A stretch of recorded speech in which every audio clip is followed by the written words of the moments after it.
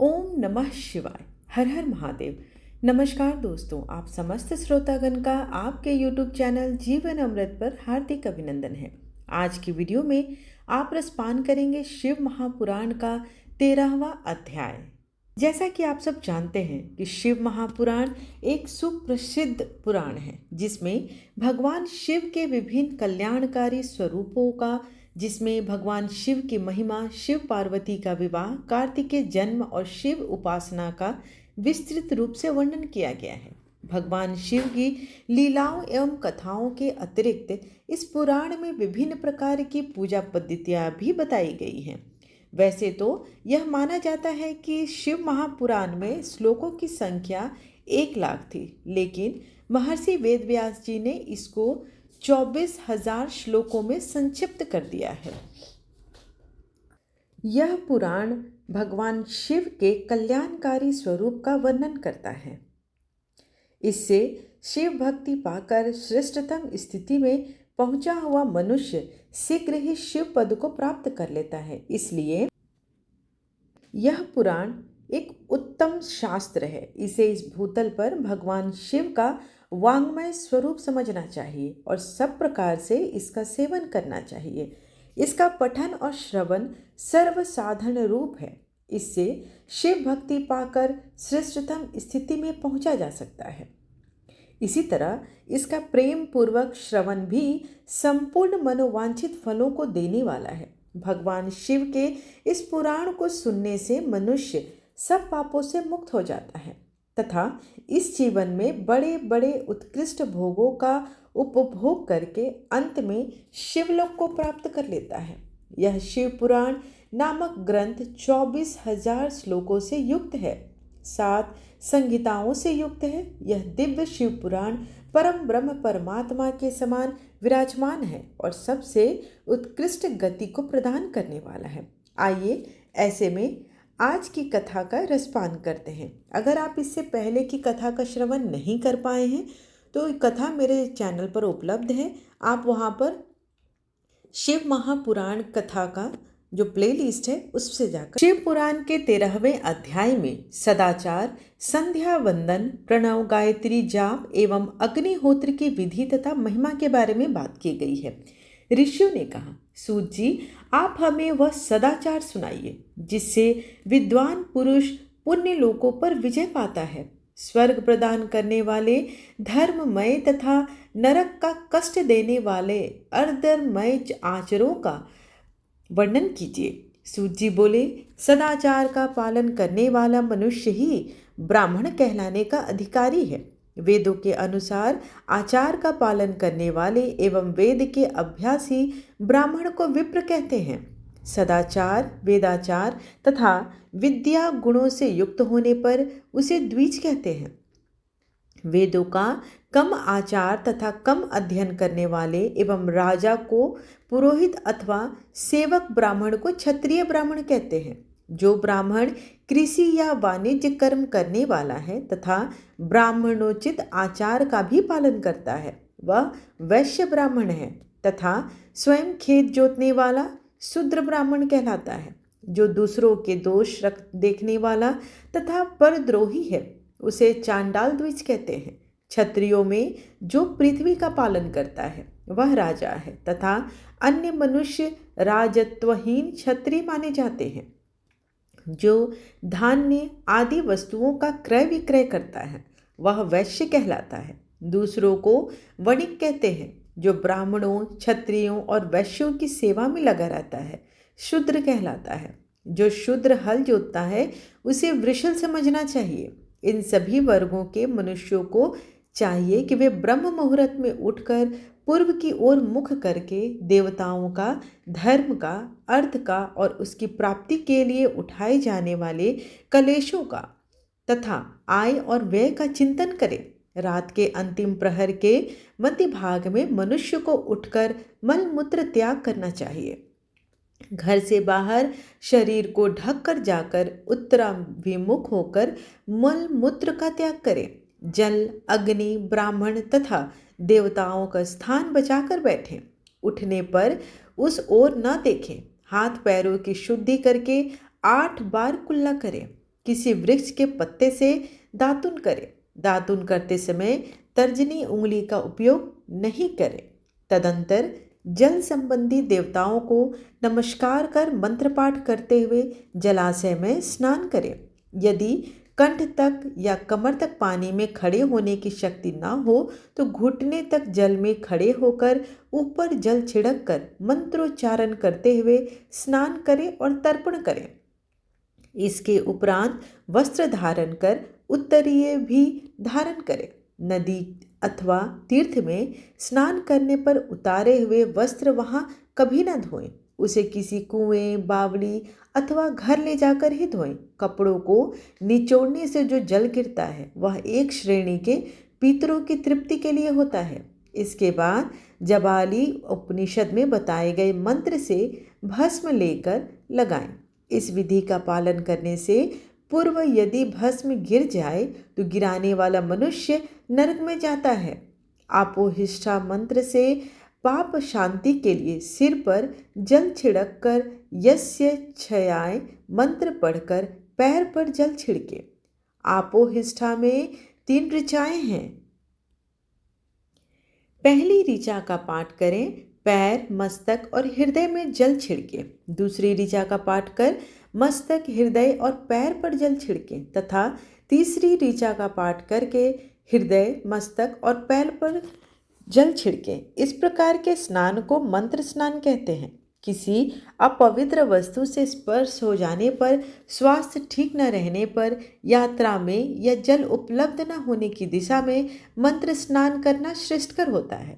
प्रातःकाल की संध्या उपासना में गायत्री मंत्र का जाप करके 3 बार सूर्य को अर्घ दे।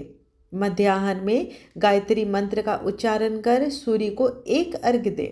सायंकाल में पश्चिम की ओर मुख करके पृथ्वी पर ही सूर्य को अर्घ दे।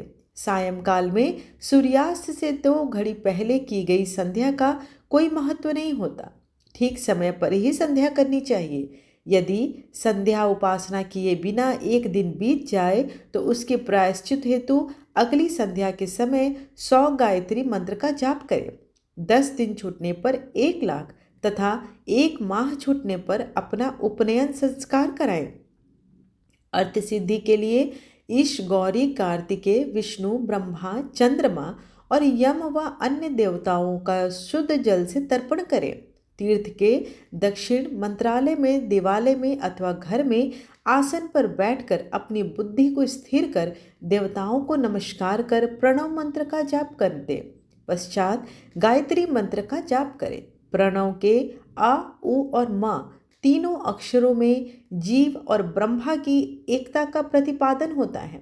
अतः प्रणव मंत्र का जाप करते समय मन में यह भावना होनी चाहिए कि हम तीनों लोकों की सृष्टि करने वाले ब्रह्मा, पालन करने वाले विष्णु तथा संहार करने वाले रुद्र की उपासना कर रहे हैं।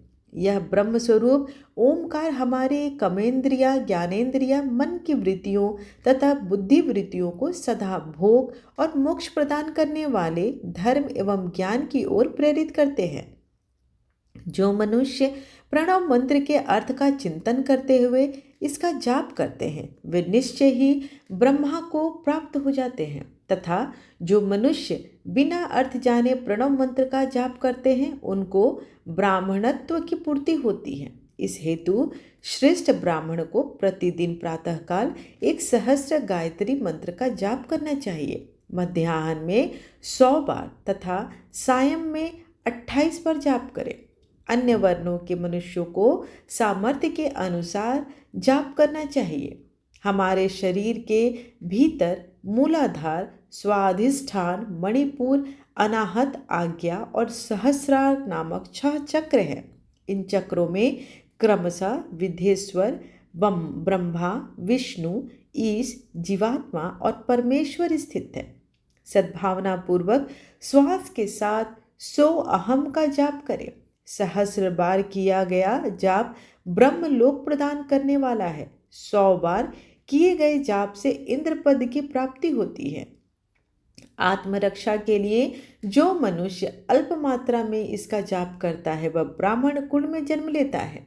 12 लाख गायत्री का जाप करने वाला मनुष्य ब्राह्मण कहा जाता है। जिस ब्राह्मण ने 1 लाख गायत्री का भी जप न किया हो उसे वैदिक कार्यों में कभी न लगाए। यदि एक दिन उल्लंघन हो जाए तो अगले दिन उसके बदले में उतने अधिक मंत्रों का जाप करना चाहिए। ऐसा करने से दोषों की शांति होती है, धर्म से अर्थ की प्राप्ति होती है, अर्थ से भोग सुलभ हो जाता है, भोग से वैराग्य की संभावना होती है, धर्म पूर्वक उपार्जित धन से भोग प्राप्त होता है, उससे भोगों के प्रति आसक्ति उत्पन्न होती है। मनुष्य धर्म से धन पाता है एवं तपस्याओं से दिव्य रूप प्राप्त करता है। कामनाओं का त्याग करने से अंतःकरण की शुद्धि होती है, उस शुद्धि से ज्ञान का उदय होता है। सतयुग में तप को तथा कलयुग में दान को धर्म का अच्छा साधन माना जाता है। सतयुग में ध्यान से, त्रेता में तपस्या से और द्वापर में यज्ञ करने से ज्ञान की सिद्धि होती है, परंतु कलयुग में प्रतिमा की पूजा से ज्ञान लाभ होता है। अधर्म हिंसात्मक और दुख देने वाला है, धर्म से सुख व अभ्युदय की प्राप्ति होती है। दुराचार से दुख तथा सदाचार से सुख मिलता है। अतः भोग और मोक्ष की सिद्धि के लिए धर्म का उपार्जन करना चाहिए। किसी ब्राह्मण का 100 वर्ष के जीवन निर्वाह की सामग्री देने पर ही ब्रह्मलोक की प्राप्ति हो जाती है। 1 सहस्त्र चंद्रायण व्रत का अनुष्ठान ब्रह्मलोकदायक होता है। दान देने वाला पुरुष जिस देवता को सामने रखकर दान करता है, अर्थात जिस देवता को वह दान द्वारा प्रसन्न करना चाहता है, उसी देवता का लोक उसे प्राप्त होता है। धनहीन पुरुष तपस्या कर अक्षय सुख को प्राप्त करता है। ब्राह्मण को दान ग्रहण कर तथा यज्ञ करके धन का अर्जन करना चाहिए। क्षत्रिय बाहुबल से तथा वैश्य कृषि एवं गो रक्षा से धन का उपार्जन करें। इस प्रकार न्याय से उपार्जित धन को दान करने से दाता को ज्ञान की सिद्धि प्राप्त होती है एवं ज्ञान से ही मोक्ष की प्राप्ति सुलभ होती है। गृहस्थ मनुष्य को धन धान्य आदि सभी वस्तुओं का दान करना चाहिए। जिसके अन्न को खाकर मनुष्य तथा श्रवण करता है, सद्गर्म का पालन करता है, तो उसका आधा फल दाता को मिलता है। दान देने वाले मनुष्य को दान में प्राप्त वस्तु का दान तथा तपस्या द्वारा पाप की शुद्धि करनी चाहिए। उसे अपने धन के 3 भाग करने चाहिए, एक धर्म के लिए, दूसरा वृद्धि के लिए एवं तीसरा उपभोग के लिए। धर्म के लिए रखे धन से नित्य नैमित्तिक और इच्छित कार्य करें। वृद्धि के लिए रखे धन से ऐसा व्यापार करें जिससे धन की प्राप्ति हो, तथा उपभोग के धन से पवित्र भोग भोगें। खेती से प्राप्त धन का 10वां भाग दान कर दें, इससे पाप की शुद्धि होती है। वृद्धि के लिए किए गए व्यापार से प्राप्त धन का 6ठा भाग दान देना चाहिए। विद्वान को चाहिए कि वह दूसरों के दोषों का बखान न करे। ब्राह्मण भी दोषवश दूसरों के सुने या देखे हुए छिद्र को कभी प्रकट न करे। विद्वान पुरुष ऐसी बात न कहें जो समस्त प्राणियों के हृदय में रोष पैदा करने वाली हो। दोनों संध्याओं के समय अग्नि को विधि पूर्वक दी हुई आहुति से संतुष्ट करें। चावल, धान्य, घी, फल, कंद तथा हविष्य के द्वारा स्थाली पाक बनाएं तथा यथोचित रीति से सूर्य और अग्नि को अर्पित करें। यदि दोनों समय अग्निहोत्र करने में असमर्थ हो तो संध्या के समय जाप और सूर्य की वंदना कर ले। आत्मज्ञान की इच्छा रखने वाले तथा धनी पुरुषों को इसी प्रकार से उपासना करनी चाहिए।